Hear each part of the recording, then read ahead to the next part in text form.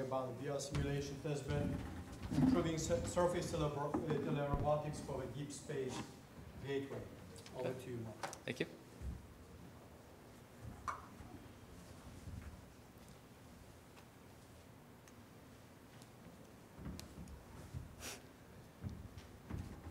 Well, let's wait for the presentation. There we go. All right. So, hello, everyone. So my name is Michael Walker, and I'm a grad student at the University of Colorado Boulder.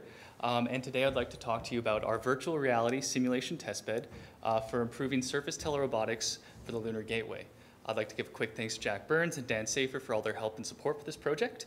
I'd like to quickly touch upon some of my previous research, which kind of goes hand in hand or leads into this work. So primarily I've been researching mediating human-robot interaction with augmented reality technology. And that can take the form of displaying or communicating information that's inherently invisible to the user, such as motion intent.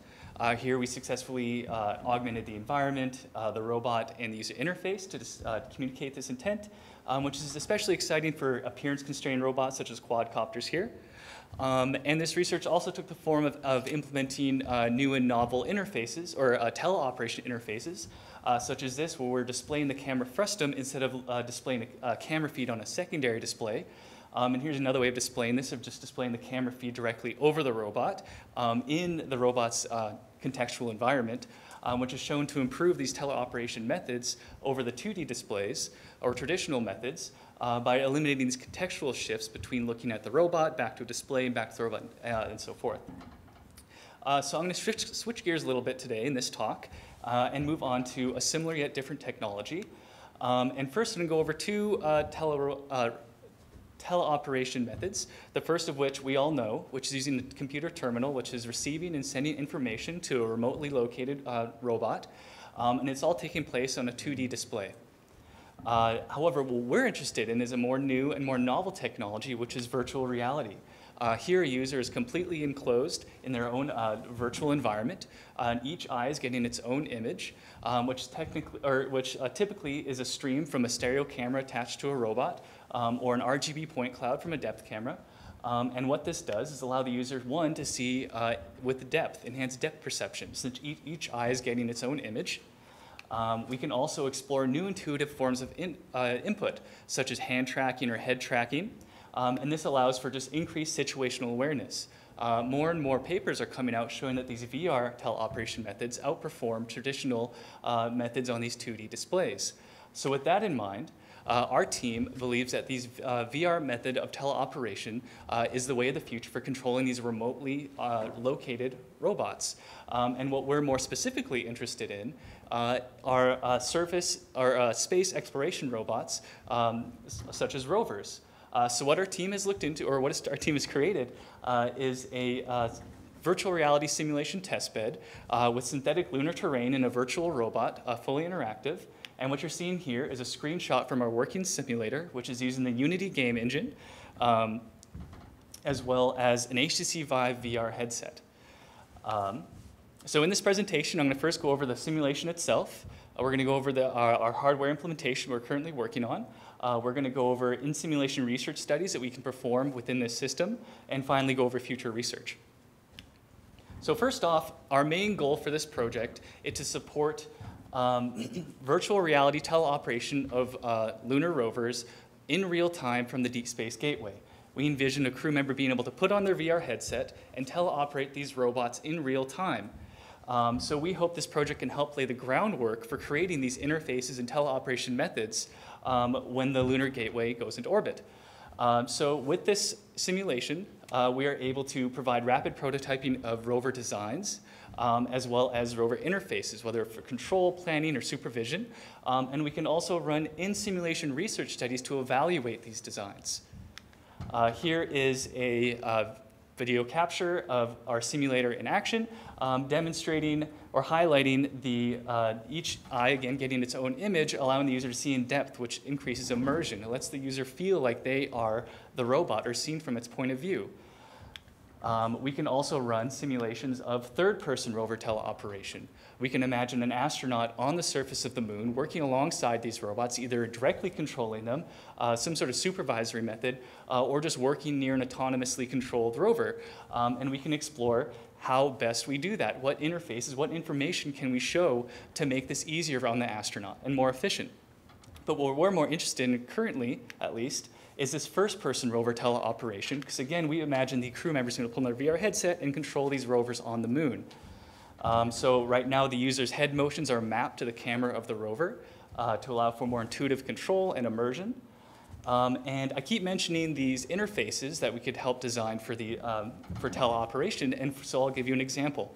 So locating oneself on the moon is quite difficult. It's easy to get lost. So likely, we would provide navigational assistive data to the operator. But what is the best way to do that with these VR mediums, especially if we can see in depth?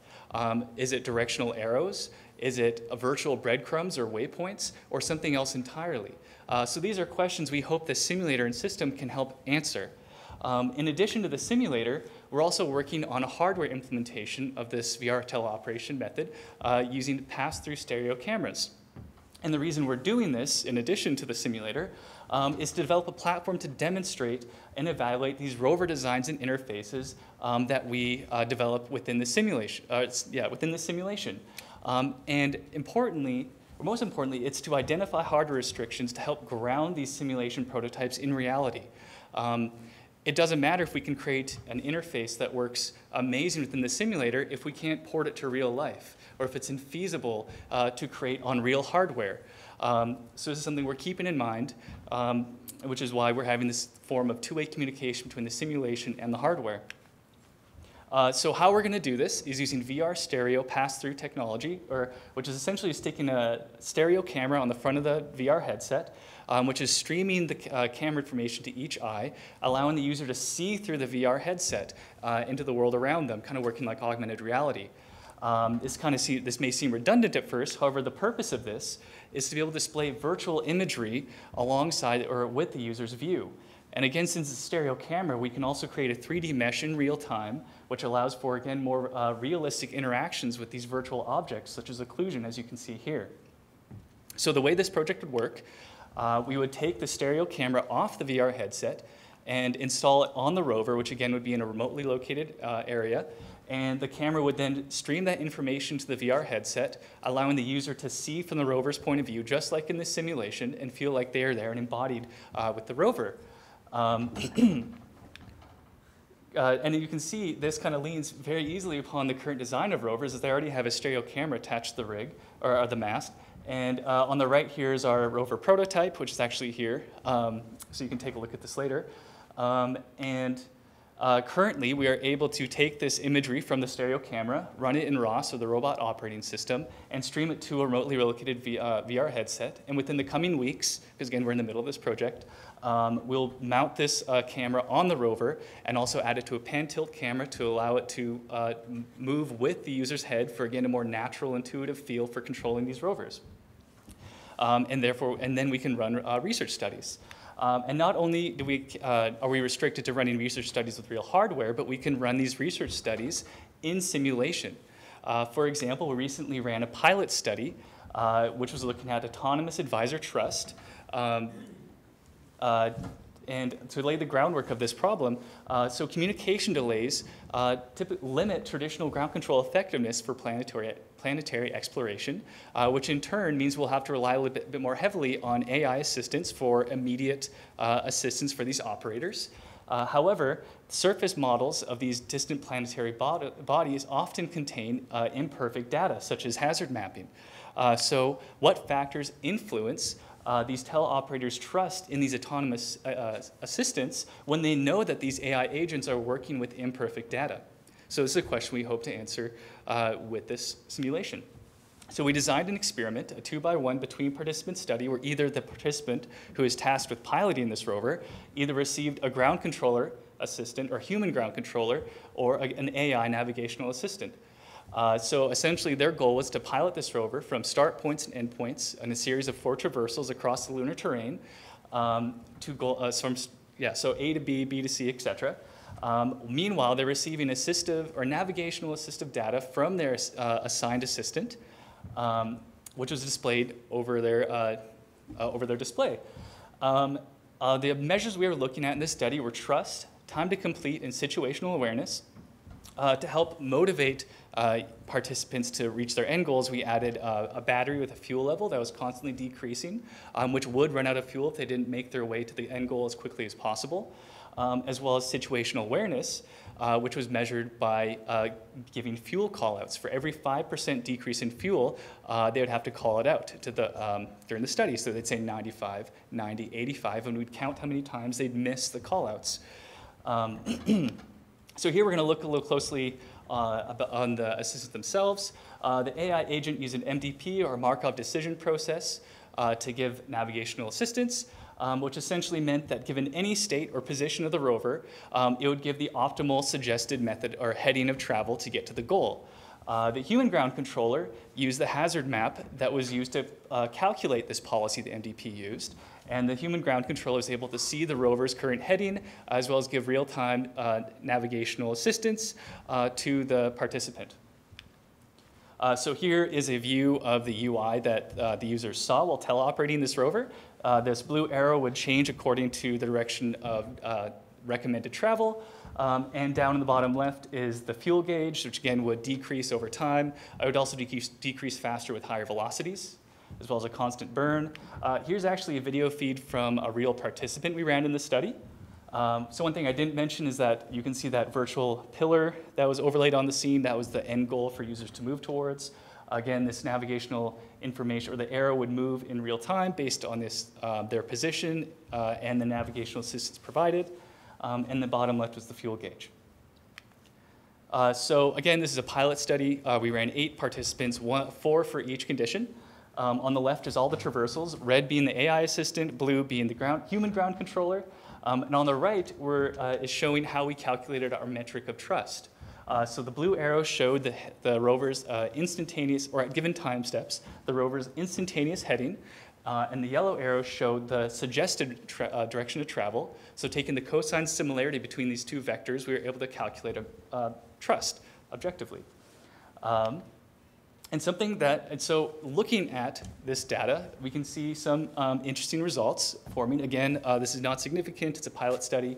But what we can initially see is that the AI assistant had immediately higher levels of trust than the human ground controller assistant. But over time, you'll notice something interesting, which is this trust decreasing over time while the human assistant trust increasing. Whether this is a side effect of our AI assistant giving poor information or some other reason remains to be seen. However, this exemplifies the type of studies that we can run within a simulator without touching hardware. We can run real studies with real participants and get real data in a virtual environment. So future research that we hope to look at with this work is bandwidth requirements, which is going to be a huge hurdle to overcome in the future. Our team previously has identified the minimum frames per second for using a 2-dimensional display for rover teleoperation, but we'd like to identify what this minimum FPS is for these VR interfaces, as well as latency as well.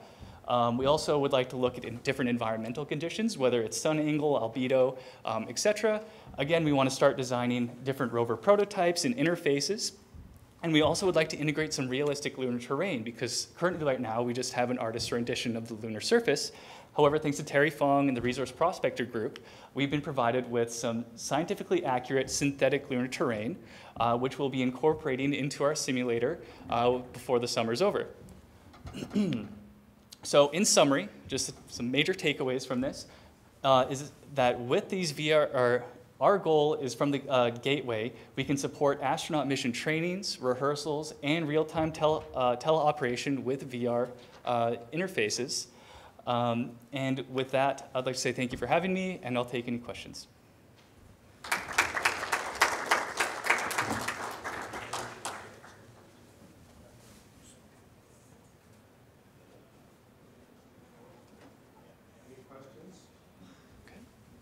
All right, well, thank you.